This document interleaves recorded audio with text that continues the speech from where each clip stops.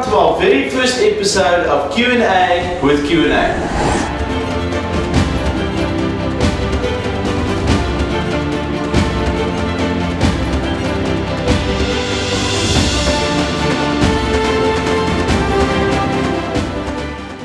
My name is Quentin Weber. I'm Albert Bayes, your professional property practitioner. And today's topic is buying your first property.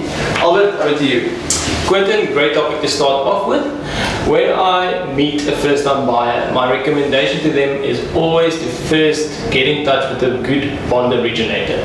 Reason being is, even before you look at property, first see what you can buy, what you can afford, how is your credit score. The bond originator will go, they will do a formal investigation, they will look at your pre-qualification amount that you can qualify for. They will also look at your credit scoring. So those are the two biggest factors. I think the credit scoring is probably the most biggest factor, because takes the longest time to get in order if it's not.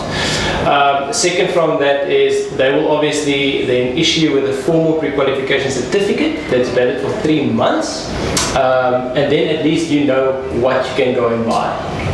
Or for what amount of. Yeah. So Albert, apart from the affordability, what other costs are associated with the process? Quentin, very good question. So the thing that a lot of first-time buyers do not know is, if you go and you let's say you can afford and the bank does grant you 100% bond, there's still other cash that you need to fork out. Okay, so the biggest costs are obviously your transfer cost, and then your bond registration cost.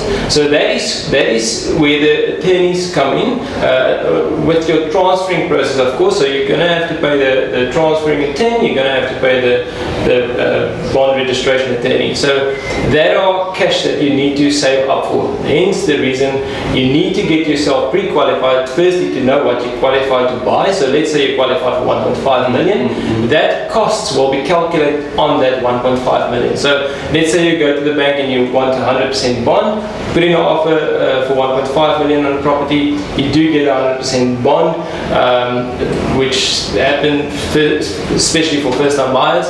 The banks are very eager and keen to borrow the money to first-time buyers, especially if you're young professional.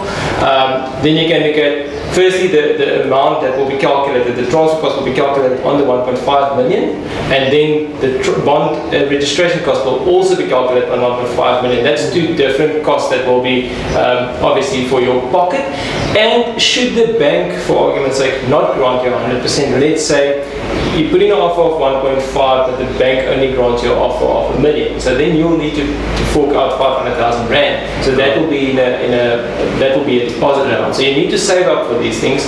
And I think the best from a bond originator, going to an agent to assist you further in that regard.